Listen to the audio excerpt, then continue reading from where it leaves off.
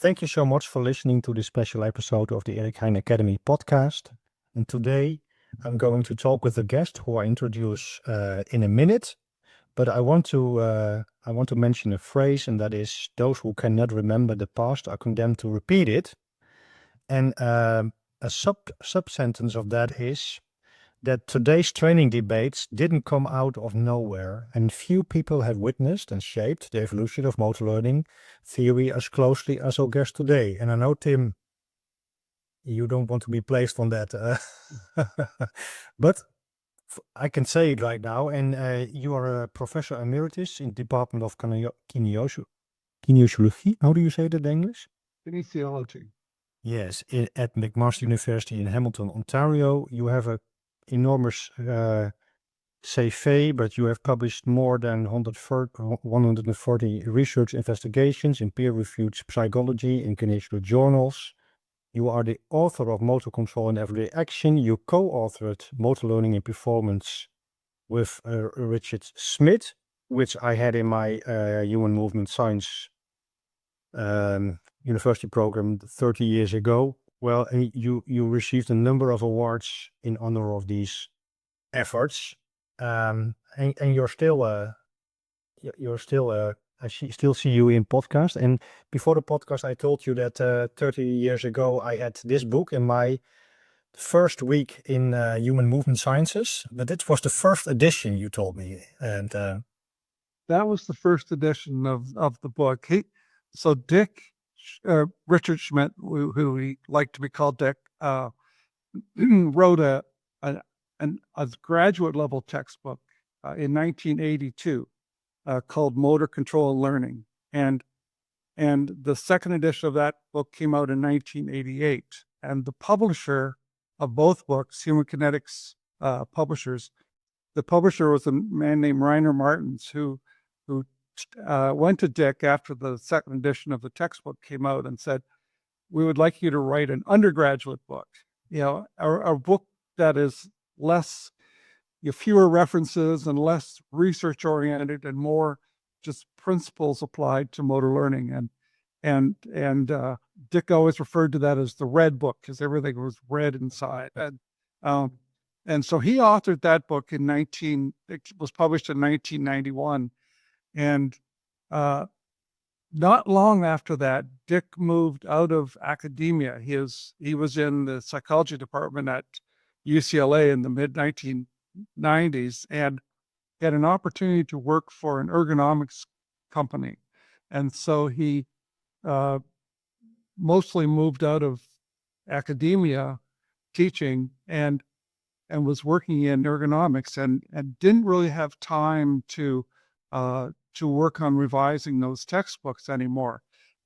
So at the time, he asked me to help with the other book, the Motor Control and Learning book, and he asked Craig Risberg to help revise the book that you just have it in your hand, the red book, Motor Learning and Performance book. And correct.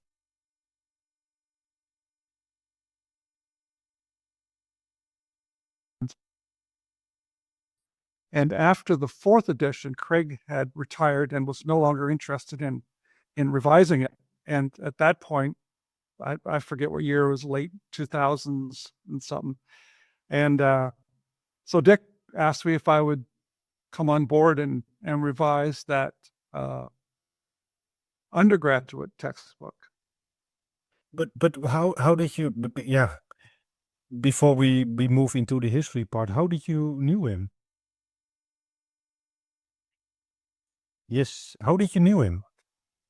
And I'm sorry, we lost a connection there. So just let me go backtrack a little bit. And so Dick asked me to come on and replace Craig as the co-author of that undergraduate book, the red book that you held up.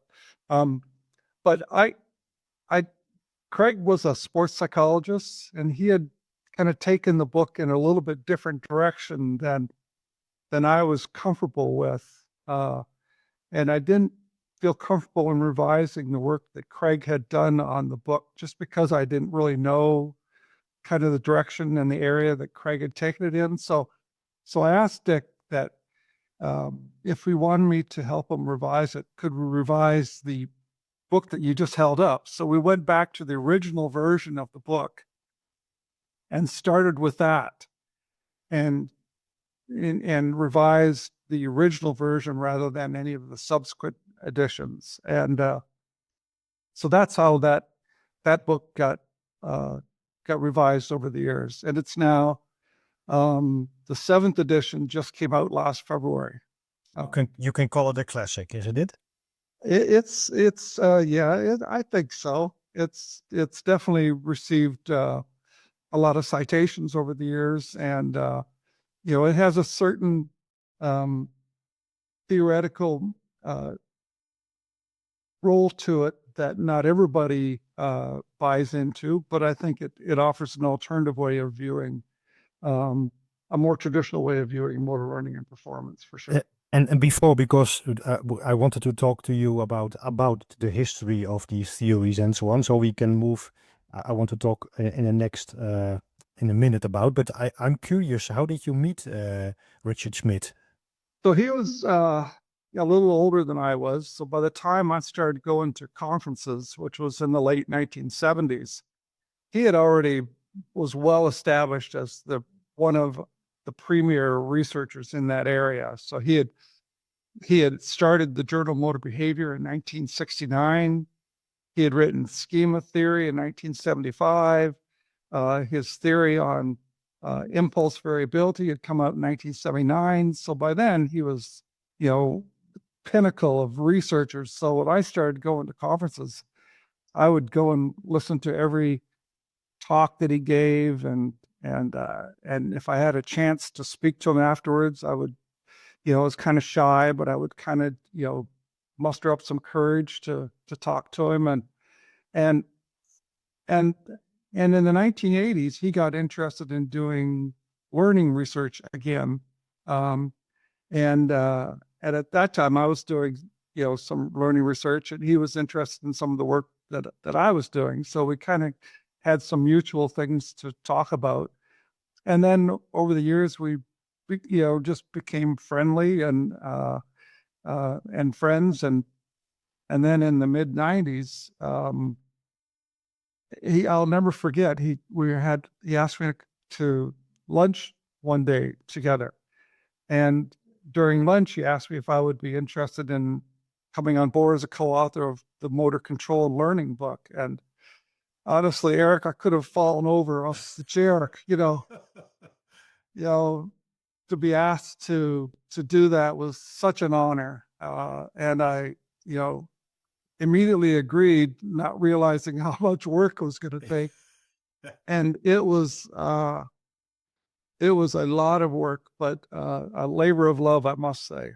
Yeah. And eventually, as I said, we got to become very good friends, and I spent a lot of time with him, and my wife and his wife became very good friends. And that sadly, he and his wife and my wife have all passed away since then, but life goes on, and I cherish the moments that we had to spend together and the opportunity that he provided me for, becoming an important part of his legacy. Well, that's great. Yeah, that's great. So can I give you a very short pitch of my understanding of motor learning history, and then from there on you can give me how do you call it? A grade. Okay. All right. And maybe give some how do you call it, feedback, and then talk about it. So I start my pitch, okay? Sure. So it seems that motor learning theories often developed as reactions to the limitations of earlier ones. That's the first part. Early approaches emphasized repetition and feedback. Schema theory then shifted the focus toward learning general rules rather than exact movements, and toward the value of practice variability. Then later, dynamical systems and ecological approaches reacted to this more inside the head view by emphasizing self-organization, perception, action coupling, and the role of the environment. The last part I'm not exactly sure of, but more recent frameworks, like the challenge point framework, seem less about replacing theories and more about integrating them, focusing on the right level of challenge for the learner. So, would you say this is a fair summary, or is this totally besides? Oh, that's pretty good. Okay. That's pretty good. I would give it An 8, 7. to give it a B. How's that? A B, but that's great. The question was, how did motor learning theories evolve, and what were the first theories moving on to Adams' closed loop theory and Richard Schmidt? Right. So Adams' closed loop theory was influenced greatly by the work that Thorndike had done back in the early part of the 20th century. And his theory of law of effect in 1927 talked a lot about the role of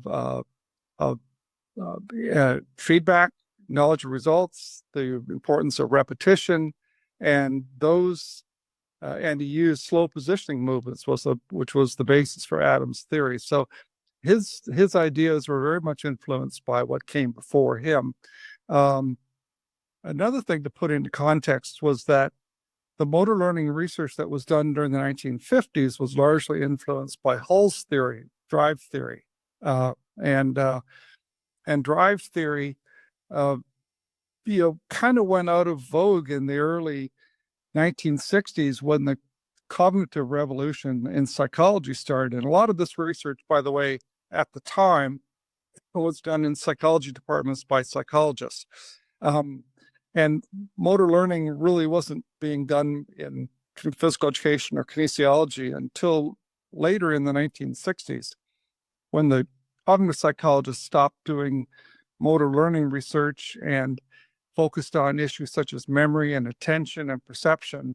And learning really wasn't interesting to them at the time within that kind of new way of looking at things, the computer metaphor. And motor learning research certainly wasn't going to be part of that either. So it wasn't until the late 60s when research started being conducted by people in kinesiology and motor and physical education departments that motor learning became in vogue again.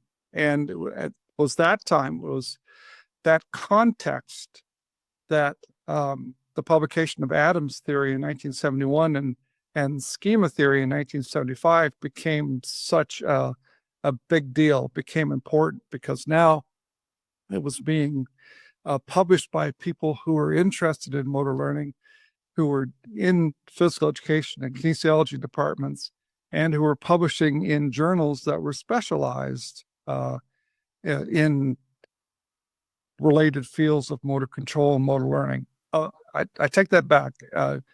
Adams' theory was published in the journal Motor Behavior, but Schmidt's theory was published in Psychological Review. So there was still a lot of research being published in psychology journals, but much less than. And just as a caveat, so Dick Schmidt started the journal Motor Behavior in 1969, and John Whiting, who became very influential in the Netherlands, in particular, he was a member of the Free University in Amsterdam. He started the Journal of Human Movement Studies, I believe, in 1975, and then later started the journal called Human Movement Science in 1981 or 82, I believe. And this proliferation of new journals that were specialized in motor control and learning really gave a strong boost to the publication of research in this area. And it was kind of that, out of that context, that learning research and motor control research kind of blossomed in this area. And so from there, people said, well, okay, there are other ways of looking at motor learning. And you're right in that. So Scott Kelso and Michael Turvey were big proponents of dynamic systems, and dynamic systems and dynamic pattern theory evolved not so much out of a psychological background, but out of physical sciences, looking at dynamics of physical systems.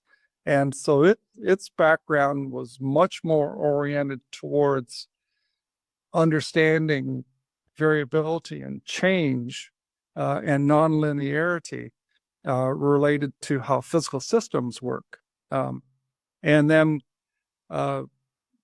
constraints-led theory, again, similar in that it's kind of rejects the influence of cognitive activities, similar to dynamic systems theory in that regard, but very different in that it was more related to issues like direct perception and ecological dynamics, which I think is quite different than dynamic systems theory was based.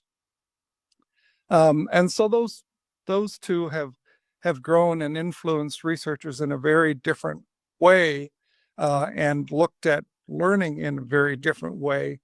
But it's understanding. It's not one way or the other that comes to a better understanding. It's when you kind of take the best of all the worlds available that really you get to a better understanding of how I think about how learning progresses. So, and that's just to finish off. There are a number of other. We're leaving out a lot of theories and theoretical orientations. In the 1960s, Fitz and Posner talked about stages of learning. And in Adams' theory, he talked about stages of learning too. And Gentile was a big proponent of stages of learning. Bernstein talked about stages of learning. And these are more, a little bit, if you think of theory as being something that's specific and testable, then these were less theoretical than more theoretical approaches to learning. But those are very influential as well. Fitz's and Bernstein's ideas, for sure, were very influential. And then later on, have been a number of other theoretical approaches. You mentioned the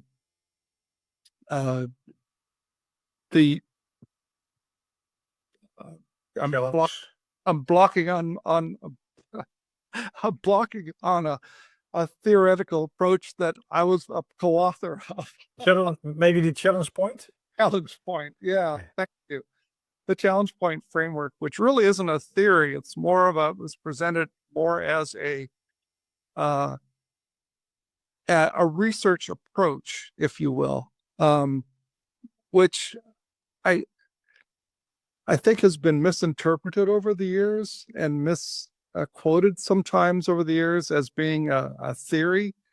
But it was, as we presented it in the paper, it was more a challenge to how you could conduct research and how you could test out certain ideas and how things interacted.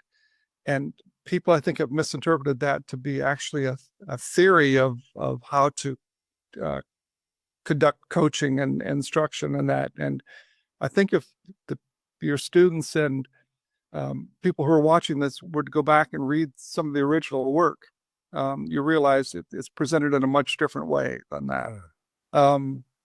And then carrying on from that, you've got Wolff and Luthwaite's optimal theory, which again takes things in a little different direction and emphasizes the role of motivation and expectations in acquiring motor skills.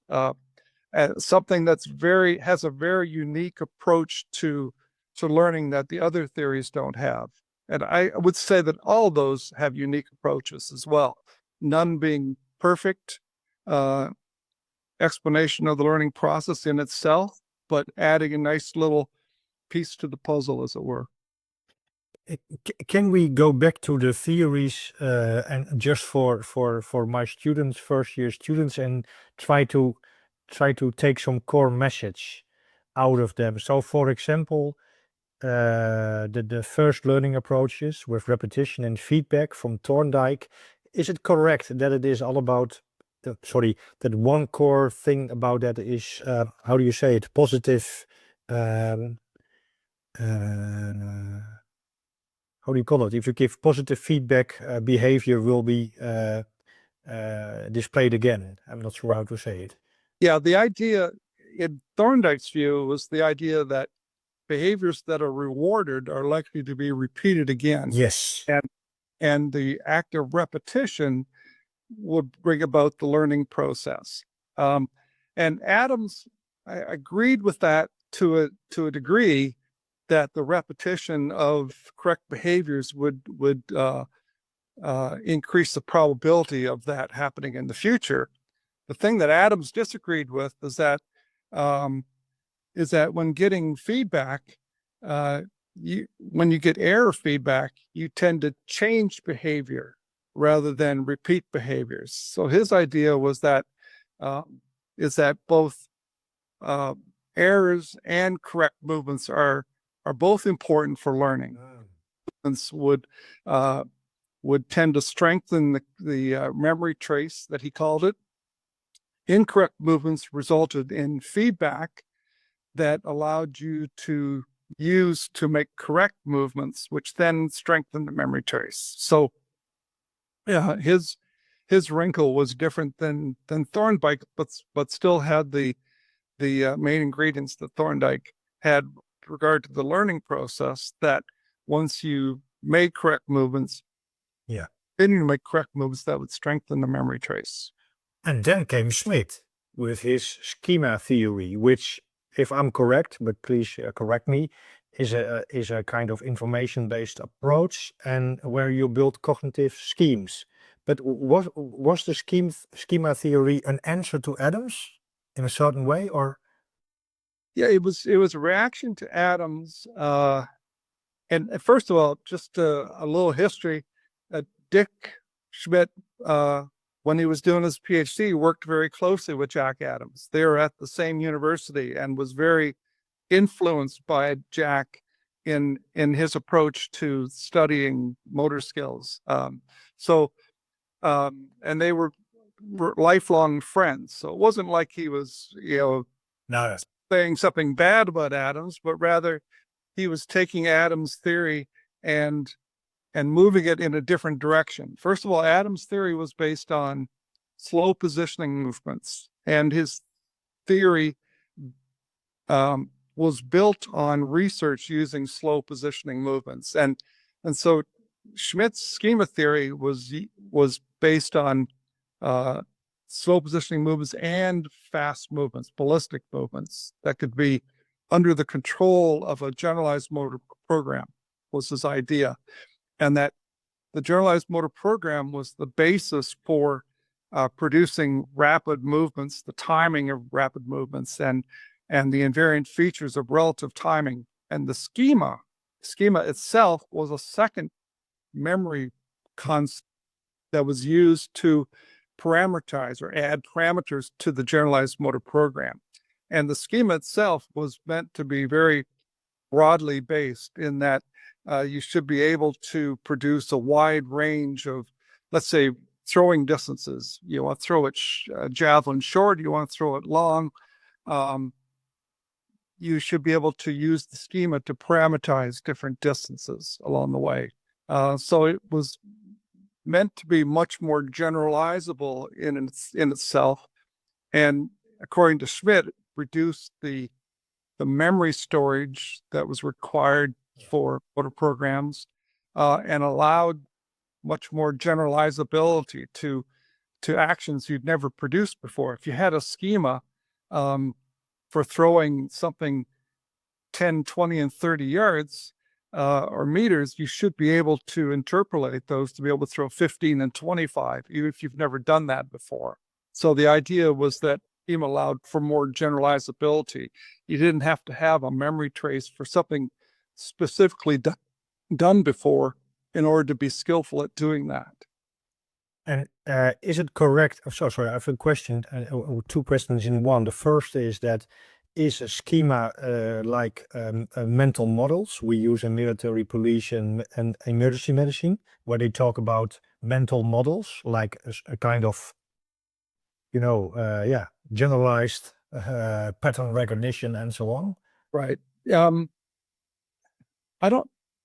I guess you could call it a mental model.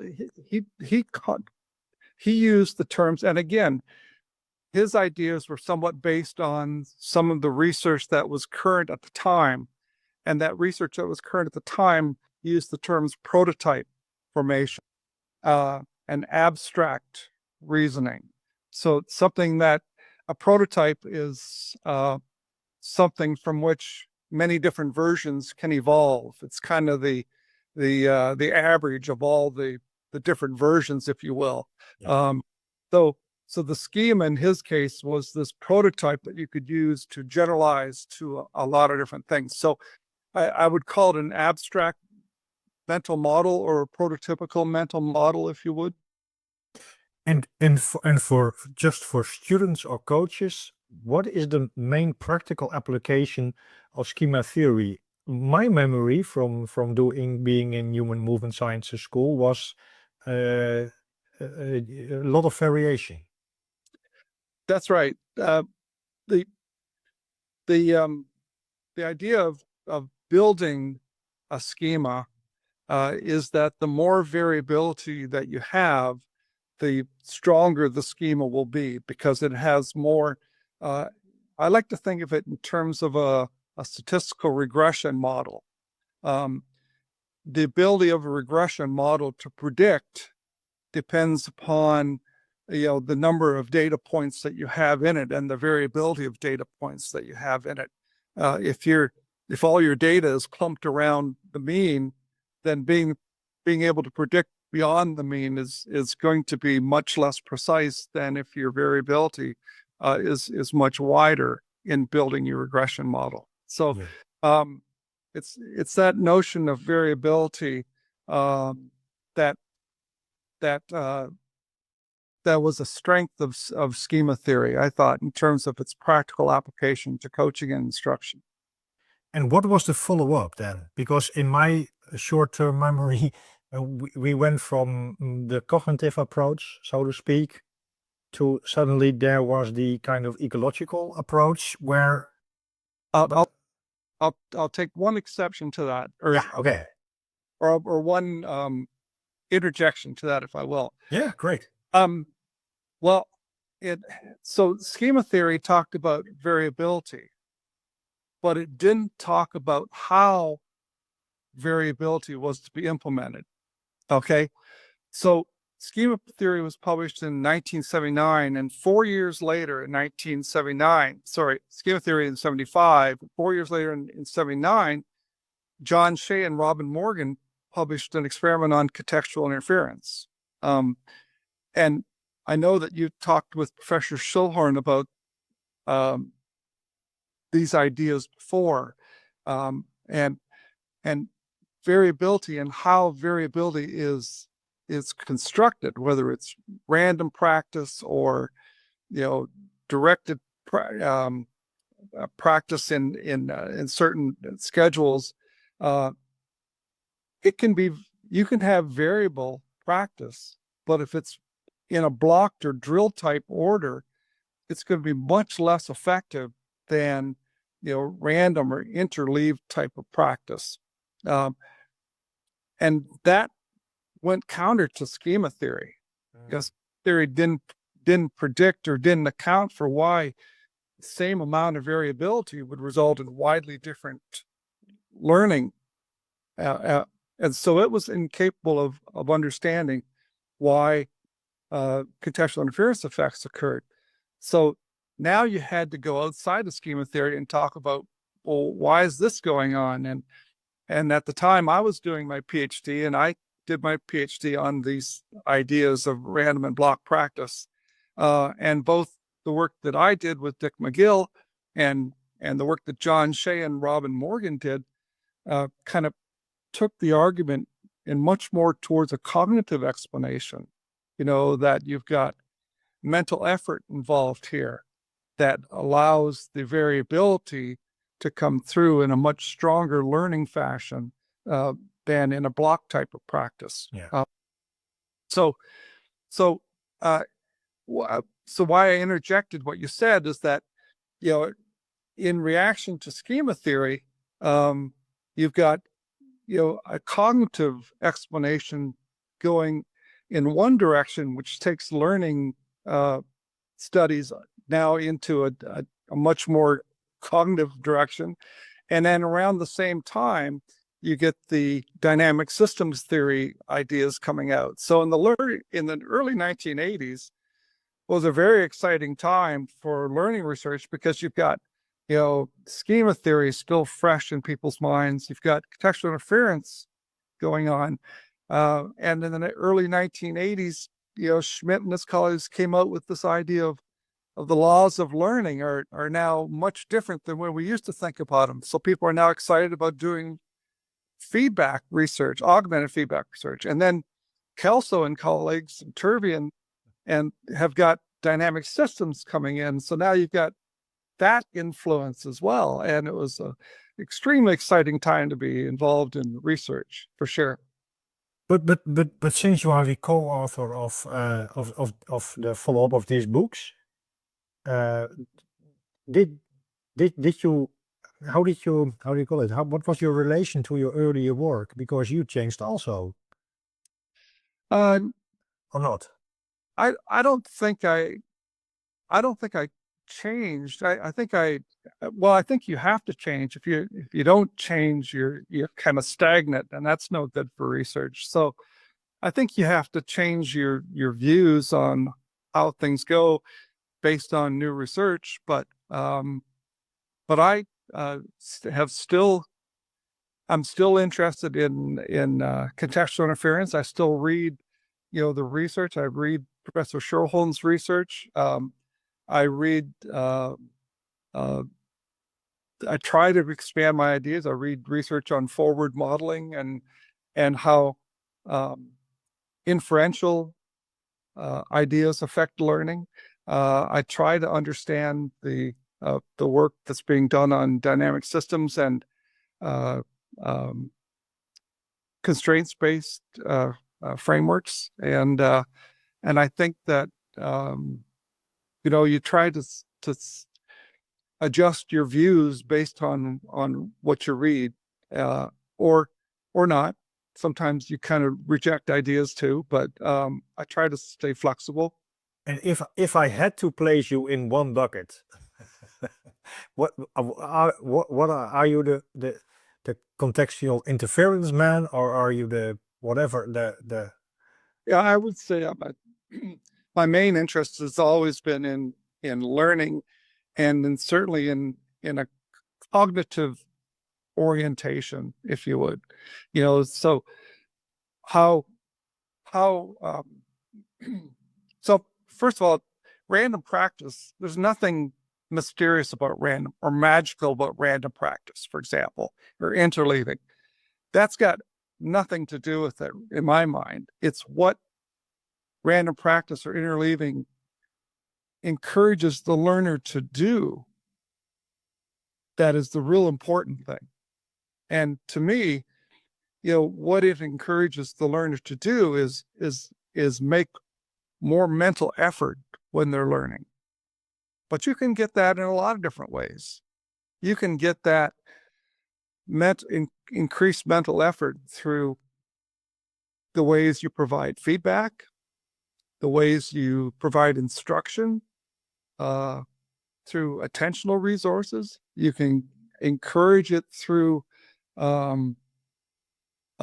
imagery and mental practice. You can encourage it in many different ways. And so I would say that my interest is more in how do we get people to maximize their learning through encouraging them to work hard at it in different ways. I think we tend to be lazy learners if we're left to be. So I know I am. So how can we encourage people to be more active in learning and problem solving, if you will? So you also, if I remember correctly, you also talked about the time when implicit versus explicit learning was came onto the scene, eh? And a colleague of us here in the Netherlands, Professor Peter Beek, he also did a lot of research here in the Netherlands. He wrote how do you call it, a series of 10 articles some 10 years ago. He's from the Free University. Yes. And he recently did an update on that. So 10 years later, 10 new articles, an update about that. Oh, nice. But the implicit learning, is that another way of saying also to increase the mental effort? I wouldn't equate implicit learning with mental effort. I kind of equate implicit learning with, oh, I'm going to get myself in trouble here if I try to make an analogy. So I guess I guess what implicit to me implies something that comes unintentionally or non-intentionally, intention, not attention. So I guess it's what's acquired when you're not, what's learned when you're not specifically trying to learn something. And I think that there's a lot of different types of implicit learning. I think that's available to occur, to learn it, both perceptually and motor learning. Yeah. And now just for students at the Academy of Physical Education who are not scientists, what are some core principles that, okay, I wanted to say that always work, but that's of course not but what are some hardcore principles just for physical education teachers in teaching motor skills and so on?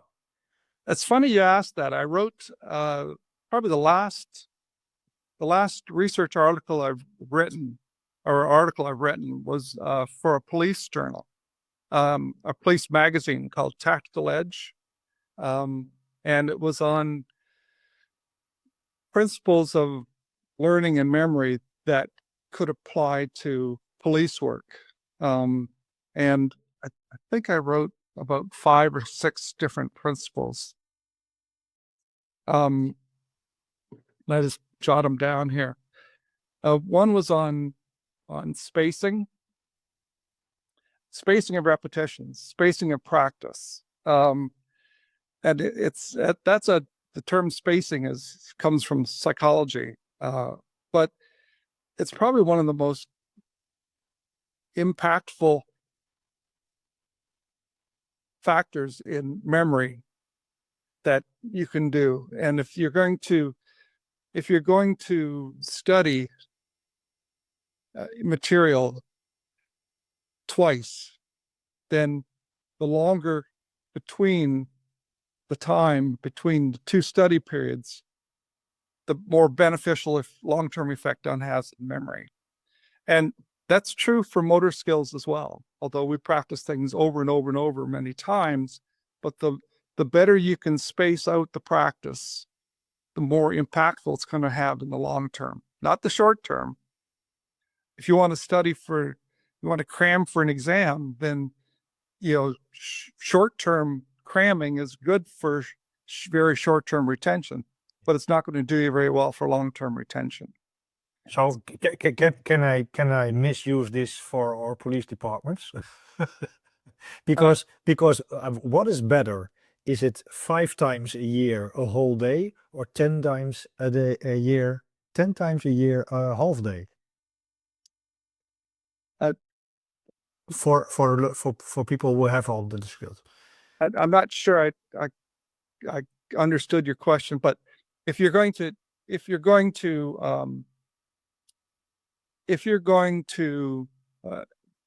tell your police people, if you're going to do one weekend, like 10 hours over one weekend, or 5 hours over 4 weekends, 10 hours twice a day over one weekend versus 5 hours once a day over 4 weekends, then the 4 weekends can be much better than the 1 week. Yeah. So that's example of spacing. Yeah, great. For sure. Again, in psychology and memory research, there's something called the testing effect, which I absolutely love, and it's the idea that that the impact on memory is much better if you test yourself than if you read something. You know, highlighting pens, underlining, stuff in a textbook has got no effect like taking a test, because taking a test, although there's anxiety with it and whatnot, if you can get past the anxiety of taking tests, then the challenge of asking you to come up with something from memory has two effects. First of all, if you're able to answer it correctly, then great. It's kind of like a spacing effect. You've, kind of brought something up from memory and will remember it that much better the long term. If it's wrong, then all of a sudden you've highlighted to yourself something you need to find out, and then you go and find out that answer, and it becomes much more memorable now than if you just read it or highlighted in a book. So this idea of a testing effect in memory is very, very strong. And I like to think of performances in motor skills as being like a testing effect. So, for example, if, let's take a police department, for example, a training exercise where you're put on the spot to make let's say a traffic stop, okay, a realistic traffic stop. And now you've done all the training in the gym or whatever, and now you're out on the field in the street and you're going to have to do this traffic stop. This is like a testing effect, in that now you're put on the spot, and what you do right is great, and what you do wrong, you learn from and are going to be much better at it than if you had done it back in the gym. Yeah. It has a very strong impact on learning. So that's two. Practice organization we talked about earlier. Interleaving has a very strong impact on learning when compared to blocked. What is for those who are new? What is interleaving? Interleaving is like, so the contextual inference effect refers to the effect of different levels of organization of practice. You can block your variability, or you can intersperse the variability, where you're doing in block practice, if you're doing 4 or 5 different variations of a skill, if you do all one variation at a time, then that would be blocking practice. You spend all your time at this, then you spend all your time at that, and then all your time at third one. But if you intersperse, you do one here, and then one there, and intersperse the trials or the practice attempts, that would be a random or drill or an interspersed type of practice, as opposed to a drill or block practice. Blocking practice has immediate benefits. Performance gets better quicker than in interspersing practice. But with interspersed practice, the benefits you get are going to be much more long lasting than in drill type of practice. So if we take, for example, handcuffing, we can handcuff a suspect. We can do it 100 times like this. I'm standing here with my arms. Yep. Or I can do it on the right arm, on the left arm, turning around, and then go back to the first one, for example. That would be an interleaving type of practice. Yeah. Blocking would be doing that with the arms stretched over and over and over and over and over again. Yeah. Great. And again, that doing it over and over and over and over and over again gives a false sense that you're learning, or a false sense that you're learning well, because there are immediate performance improvements.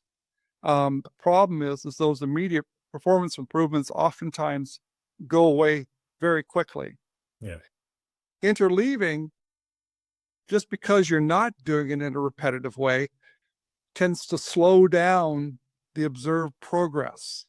And to some people makes it seem as though you're not learning as quickly or as well. But in fact, the ability to retain that skill is much greater, and the ability to transfer it in novel situations is much better. Yeah. The difficulty is that the gut feeling that you get when you're doing it is that it's not as effective because you don't get this immediate boost in performance. Yes. So as instructors, you have to go in and say, trust me, I know what I'm doing. You know, you're going to get good at this. Just believe in the process.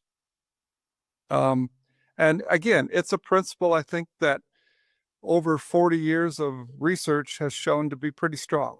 Yes. And generalizable to many different areas of research. So much so that it's a big area of learning research now in psychology, even though it was introduced in the motor learning literature. So that's 4 or 5. Another one principle I would say is related to augmented feedback, and that is in terms of instruction and coaching, I would say be reserved in your feedback and let people learn for themselves.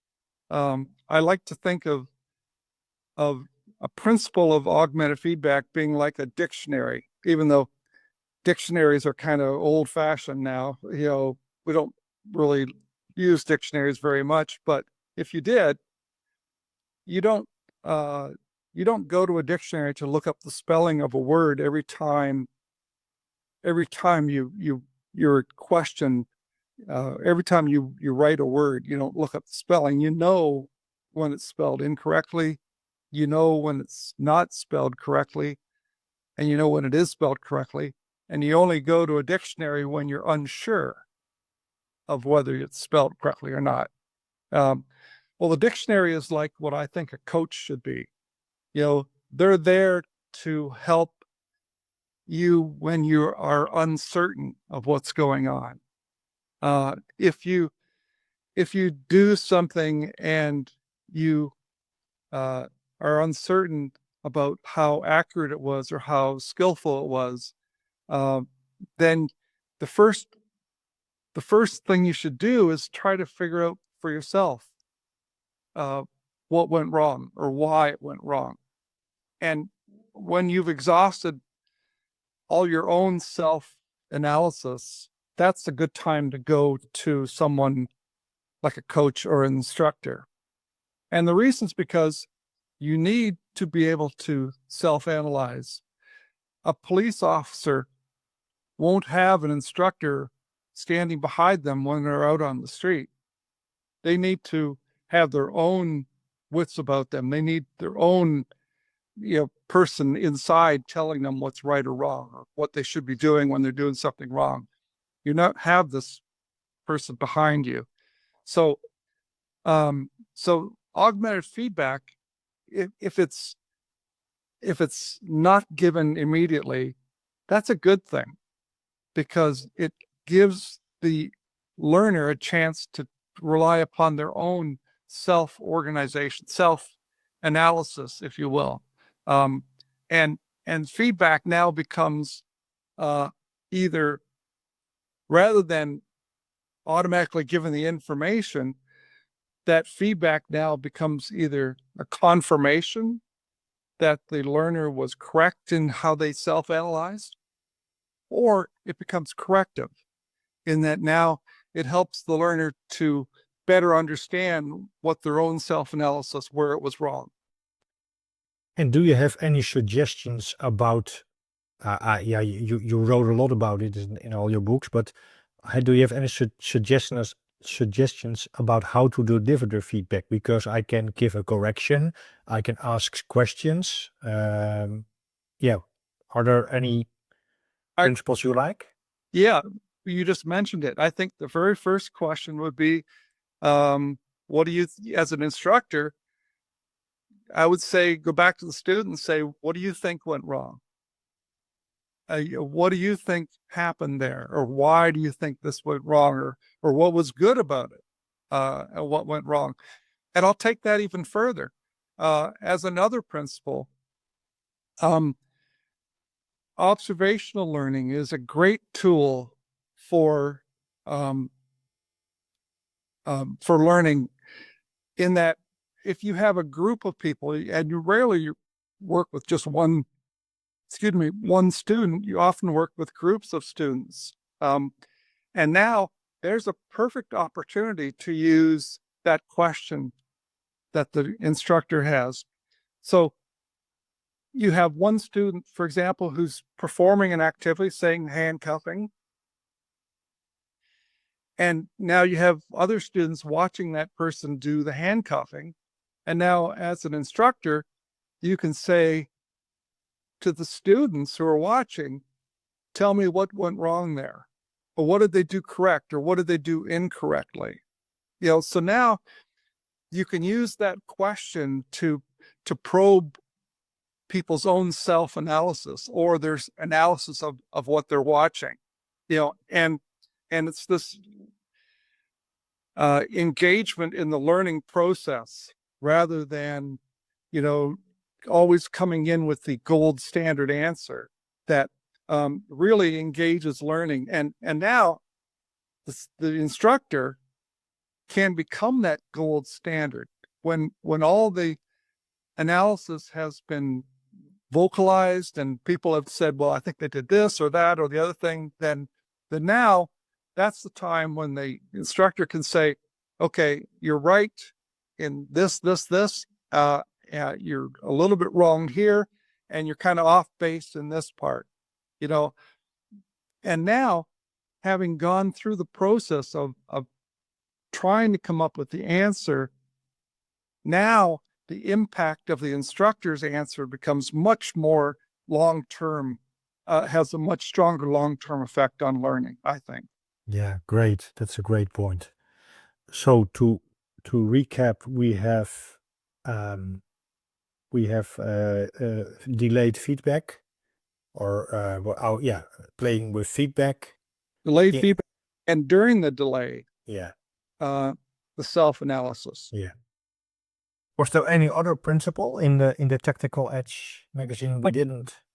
Yeah, there was another section I wrote about training under pressure. And some of your colleagues in the Netherlands have done a lot of research with law enforcement officers on training under pressure. And it kind of, the basic idea, just to give background, is that, performing in a high pressure situation is difficult to be prepared for, especially when you do it in safe environments, sterile environments, where things are kind of perfect conditions. And then you get out on the street and a law officer has to perform, under various environmental conditions, under various conditions of high anxiety and stress, and the question is how to best prepare for that. And there's been a lot of research conducted that having different types of pressure situations during training will prepare the officer much better than these sterile environments will. Yes. And I think that training under pressure is one instance of a more generalizable phenomenon known as, has different terms. People have called it different things over the years. I like to refer to it as specificity of practice. Also been referred to as situated learning, and representative design. are, I know they're all different, but they all share a common theme that that learning under situations that are going to represent what a person faces in a test situation or a practical application. When the more that these are similar, the more that you can match the conditions under which skill is going to be tested with the training practices, then the better the fit will be, the better transfer will be. And I think that's where training under pressure kind of fits into that niche of a principle of learning. Where are we standing now at this moment in 2026, and what do you think are is the coming decade bring us with respect to motor learning, both practice and research? That's a great question. I probably would have answered that question differently 2 years ago than I do now, because I think that artificial intelligence has now really opened up a lot of possibilities. I think that, for example, I was thinking today that if artificial intelligence, if it works like a human mind or simulates a human mind, then can we now use artificial intelligence as replacements for human participants in research? Can you, and build in variability? Can you build in enough variability that you can do simulations of research using artificial intelligence rather than humans as participants? And if so, then the possibility for generating research questions and research results now becomes exponential. Wow. I don't know if that's possible or not. And in fact, what we don't know is what we don't know, what artificial intelligence could do. I think we're limited to what we don't know. Yeah. So I think it's. I know that there are some scary parts to artificial intelligence as well, but also some tremendously exciting potential that we haven't even thought to tap yet. So, that's one thing. I think that this is a game changer now for research in all areas of research. The other thing, but I'm thinking about this today, in that there is in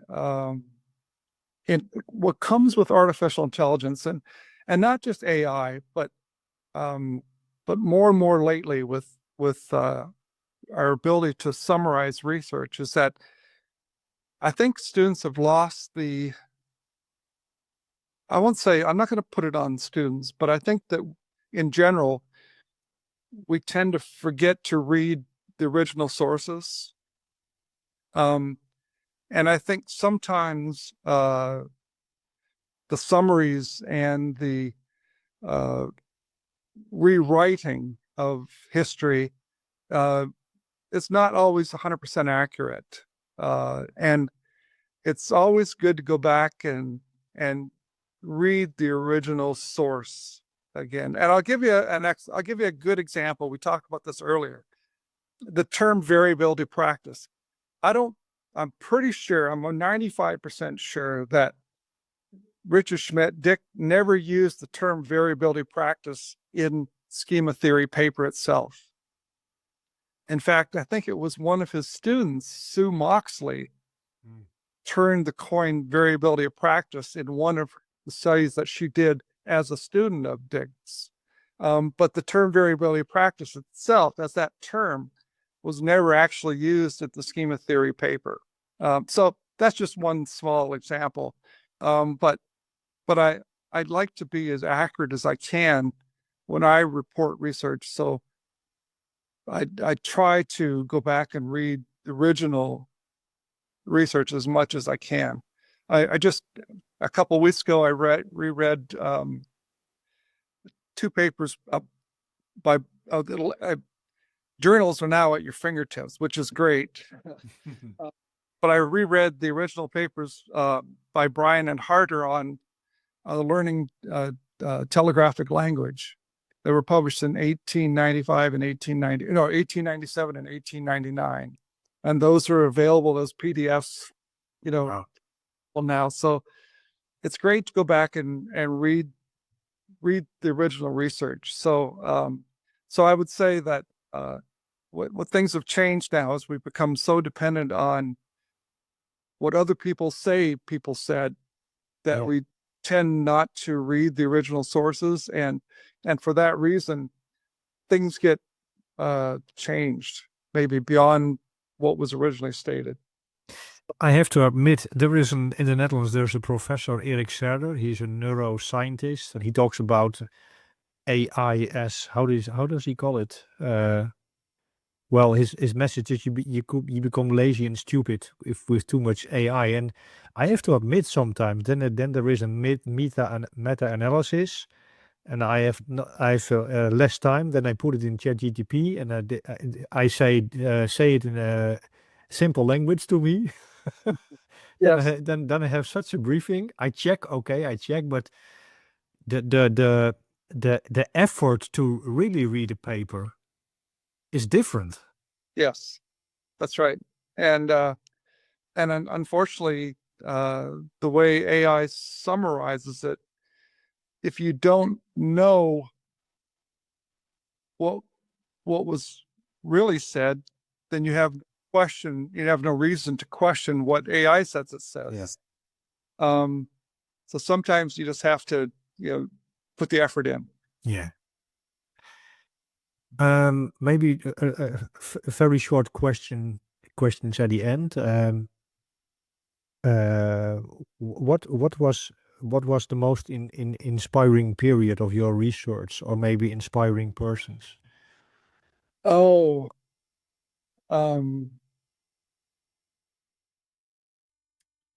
that's a good question. Most inspiring, I think.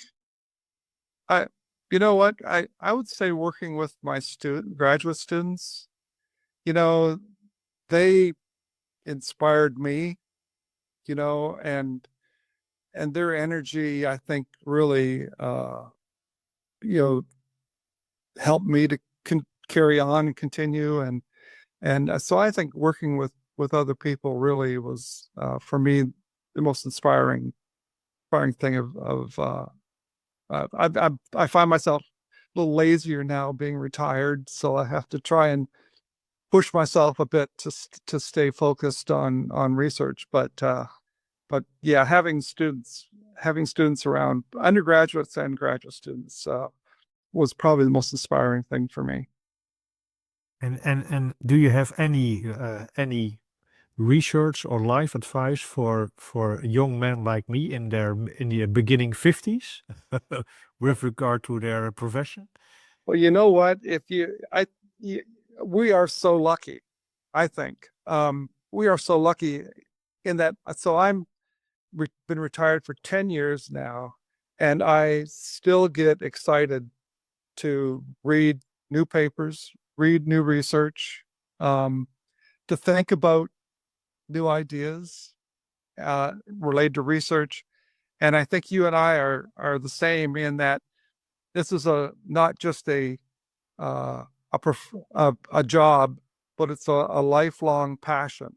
Yes. And for you, if you're like me, will stay with you the rest of your life. And for that, you and I should be very grateful, because it's a wonderful thing to have. Yes, absolutely. I have to take up a little bit courage for using this question from Tim Ferriss, but it's a very nice ending question. And the question is, it all comes down to, if you want to answer the question, it all comes down to. It all comes down to what? It can be life in general. It can be motor learning. I guess it all comes down to life in general, for sure. It's it's finding a balance and finding your place in it and how you find happiness. So yeah, it all comes down to life in general, for sure. Well, thank you so much, Professor Lee, for joining me in this. I will remember it, and well, the beautiful thing is it stays on YouTube for as long as YouTube is. And Well, thank you so much for taking the time to have well, this conversation. thank you for inviting me, and thank you for the great questions. Those are really fun to answer and fun to talk about. And I've always loved reflecting on history and history of research. So it was great to speak with you today about those. Thank you. Thank you so much also for the listeners. Till next time, and have a great day in the Netherlands and Canada and everywhere in the world. Bye bye. Bye bye.